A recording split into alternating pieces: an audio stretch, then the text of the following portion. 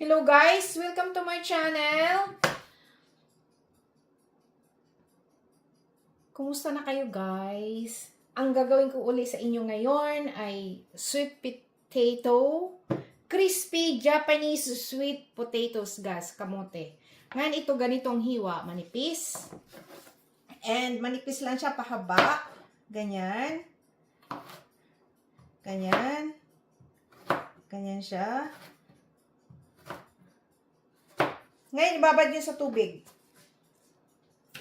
Okay? Tubig na meron siyang kaunting asin. Okay? Yung iba naman yan, asukal. Pero ako asin kasi matamis na yan eh. Ganyan ang hiwa. Manipis na manipis. Okay?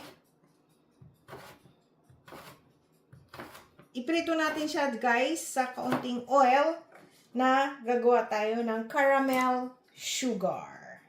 Okay? Guys, ito na siya. Ibabad nyo siya ng 10 minutes sa tubig na may asin. Yan, 10 minutes guys ha. Okay? Tapos maghanda na kayo ng frying pan na lagyan ng konting oil. Ang gagamitin natin ngayon is yung caramel red sugar. And lagyan natin ng konting vanilla. Okay? Guys, yung nababad natin, ito na siya, 10 minutes. Ngayon, punasan nyo siya ng paper towel. Okay?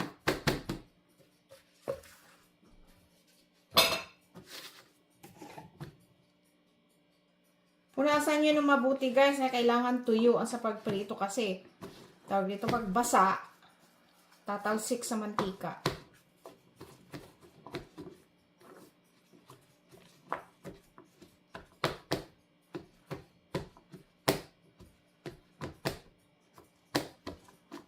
Ganyan.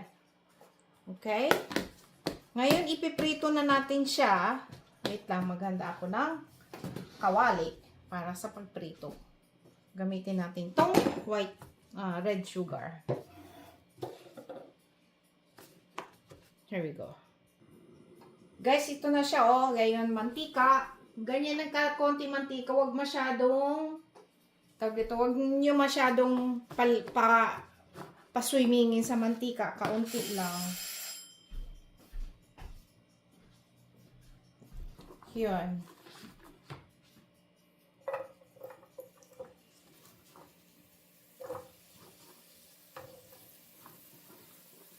Yan. Medyo brown siya ng konti, guys, ha. Alam nyo, guys, ang, ano ba tawag nito? Yung sweet potato dito, yung kamote dito sa Amerika. Ano? Ganito nga, kulay dilaw. At saka ang tamis-tamis. Yan.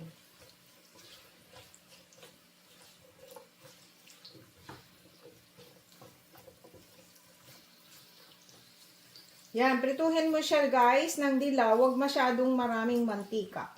Okay? Hindi natin palilitawin ng mantika. Ganyan ang mga Japanese pag gumawa.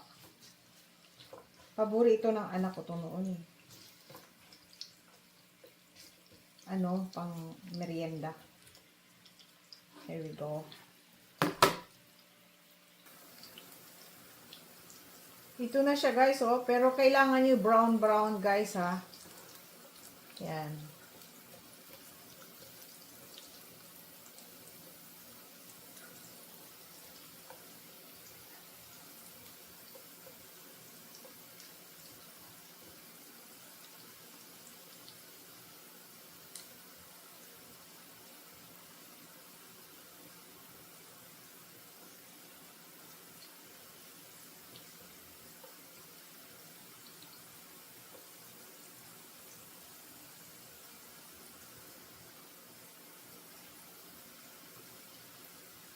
Medyo matigas pa yung iba.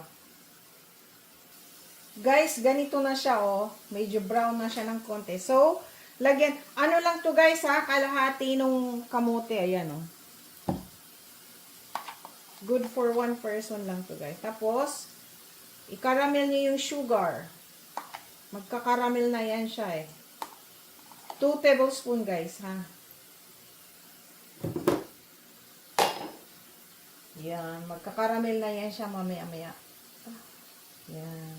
Hayaan nyo lang siya ganyan. Hayaan nyo pag nagkaramel sa kanyang haluan. Yung matuna na yung sugar ba. Magkakaramel na siya. Okay? Guys, tingnan nyo. Ganyan na siya. Diba? Pwede na to guys. Brown na siya eh. Tapos nag-absorb na yung caramel sugar doon sa kamote. Sa sweet potatoes. Ngayon, palamigin nyo ng konti. Kainin na natin. Guys, ito na siya oh.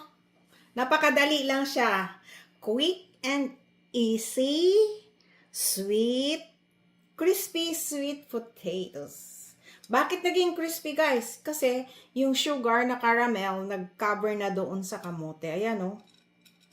Ayan oh.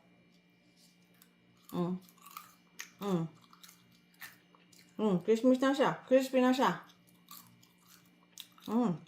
Palamigin nyo muna. Ayan na. Ito na ang ating crispy Japanese sweet potatoes. Ang dali lang gawin. Bye! God bless all! Please subscribe, like, and share. And i-click nyo na rin yung notification bell, guys. Para palagi kayong updated sa ating mga bagong video. Bye-bye!